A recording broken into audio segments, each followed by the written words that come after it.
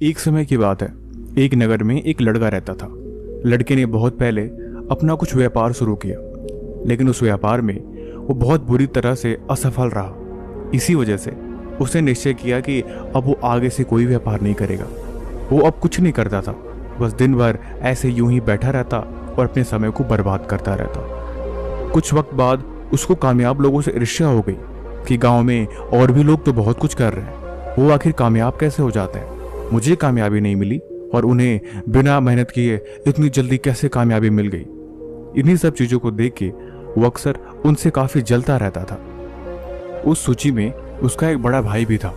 उसका बड़ा भाई एक बहुत ही अच्छा व्यापारी और एक कुशल इंसान था, लेकिन वो अपने जिंदगी में बस नकारा था। एक दिन उसने देखा उसका भाई दिन रात तरक्की कर रहा है, नई नई चीजें खरीद रहा है, लेकिन उसी की जगह पे वो कुछ नहीं कर पा रहा। वो घर में गया और जोर जोर से रोने लगा और बोला, ये भला कोई तरीका होता है? छोटे भाई के पास घर में कुछ नहीं है और वो दिन पे दिन नए नए घर, गाड़ियां और भी पता नहीं क्या क्या चीजें खरीद रहा है। क्या उसे भाई पे जरा सा भी मोह नहीं आता? हे भगवान, ये तेरा कैसा अत्याचार है? क्या तू मेरे लिए कुछ नहीं कर सकता? जिंदगी मेरी ऐसे ही चलेगी? वो बहुत चिंतित हो गया, दिन रात परेशान रहने लगा। ऐसे ही एक दिन घर से निकला। घर से जाते समय गौतम बुद्ध की सभा देखी। गौतम बुद्ध जिंदगी के बारे में समझा रहे थे कि हमें हमेशा खुद पे ध्यान देना चाहिए। अगर आप मेहनत करोगे तो उसका परिणाम जरूर मिलेगा, लेकिन अगर आप बिना मेहनत किए दूसरों की कामयाबी देख के चलोगे तो उसके बदले आपको कुछ नहीं मिलता। आप बस अपने समय की बर्बादी करते हो। समय बहुत मूल्यवान है, इसीलिए कभी भी समय बर्बाद नहीं करना चाहिए। आप मेहनत करो तभी आपको फल मिलेगा। वो लड़का चिढ़ते हुए गौतम बुद्ध के पास गया और बोला, ये सब बकवास है, ऐसा कुछ नहीं होता। मैंने मेहनत करके भी देखा है, कुछ भी हाथ नहीं लगता, ऊपर से लोग और कामयाब होते जाते हैं। आखिर क्यों किसी को कामयाबी बड़ी जल्दी मिल जाती है और क्यों कोई इतनी मेहनत करने के बाद भी उसके हाथ कुछ नहीं लगता? ये तो सरासर अन्याय है ना। आखिर परमात्मा ऐसा लोगों के साथ क्यों करता है? गौतम बुद्ध मुस्कुराए और बोले, ऐसा कुछ नहीं है। जिंदगी में हर मेहनत करने वाले को कामयाबी एक न एक दिन जरूर मिलती है। रास्ते एक ही होते हैं, लेकिन सबका दौड़ने का तरीका अलग अलग होता है। कोई रेस में पहले आता है और कोई रेस में पीछे रह जाता है। गलती सड़क की नहीं है, गलती है तुम्हारे दौड़ने के तरीके की और गलती है तुम्हारे अभ्यास की। आओ बैठो, मैं तुम्हें एक कहानी सुनाता हूँ। नगर में एक बहुत ही पुराना मंदिर था, जिस मंदिर की व्याख्या दूर दूर तक होती थी।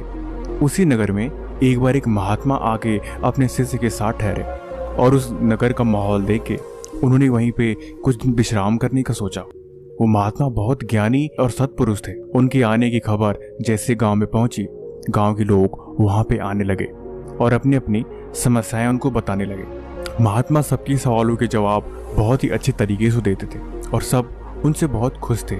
उनके आने से गांव में ऐसा लगता था जैसे गांव में एक अलग ही रौनक आ गई हो। सबके मन में शांति, सुकून और सब काफी खुश थे। ये चीज देख के उस मंदिर का पुजारी उनसे जलने लगा। उसके मन में ख्याल आया कि जब से ये बाबा जी मेरे यहाँ आए हैं, तब से इस मंदिर के भी भक्त बाबा जी के पास चले जाते हैं। मेरे पास कोई चढ़ावा नहीं चढ़ाते, यहाँ पे कुछ दान नहीं करते। ऐसे करते रहे तो भला मेरा काम कैसे चलेगा? मुझे लगता है कि साधु पाखंडी है, ये पक्का कोई ना कोई ढोंग कर रहा है। दिन पे दिन वो और चिंतित होने लगा कि आखिर इसका क्या हल किया जाए, आखिर उस महात्मा को उस नगर से कैसे बाहर भगाया जाए। ये सब बात उस महात्मा के शिष्य को पता चली। वो गुस्से में गया और महात्मा से बोला, महात्मा, आपको पता है उस मंदिर का पुजारी आपसे ईर्ष्या करता है, आपके बारे में षड्यंत्र बुन रहा है। दिन भर वो आपके बारे में कुछ उल्टी सीधी बातें करता है और लोगों को भड़काता है कि वो आपके पास नहीं जाए, और आप कुछ नहीं करते। महात्मा मुस्कुराए और बोले, कोई बात नहीं, उसका जो काम है उसे वैसा ही करने दो। अगले दिन शाम को जब वो महात्मा संध्या वंदन कर रहे थे, तब उन्होंने उस पुजारी को नदी में नहाते हुए देखा। वो नदी में नहा रहा था, तब तक अचानक से घबराने लगा, ऐसे जैसे कि वो डूब रहा हो। वो महात्मा गए और हाथ पकड़ के उसे बचा लिया और उनके पैरों पर गिर पड़ा और बोला, मुझे क्षमा करें, मेरे से बहुत बड़ी गलती हो गई। मैंने जाने अनजाने में आपके लिए बहुत भला बुरा सोच लिया था, मुझे क्षमा करें। महात्मा बोले, जीवन में कामयाबी कभी किसी को देख के जलने में नहीं मिलती। आप खुद पे ध्यान दे के अपनी गलतियों को सुधारो। आप उससे देखो कि आपके अंदर क्या कमी है, आपके अंदर क्या बुराई है, जिसकी वजह से आप सफल नहीं हो पा रहे हैं। बात यहाँ पे धन और लोभ की नहीं है, बात यहाँ पे आपकी महानता और आपके कार्य की है। अगर आप अच्छा काम करते हैं तो आपको बदले में रिजल्ट अच्छा मिलता है। इसीलिए अगर आप दूसरों पे ध्यान ना देके खुद पे ध्यान देंगे और खुद की गलतियों को सुधारेंगे तो आप जीवन में एक दिन जरूर सफल हो पाएंगे।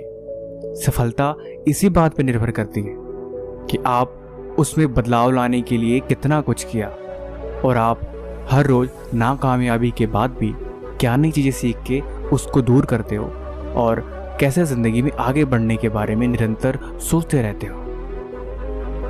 बाकी ये कहानी आपको कैसी लगी आप हमें कमेंट बॉक्स में ज़रूर बताएं। बाकी ऐसे और कहानी सुनने के लिए इस चैनल को सब्सक्राइब जरूर करें। तब तक मिलते हैं हम आपसे एक और नई कहानी के साथ।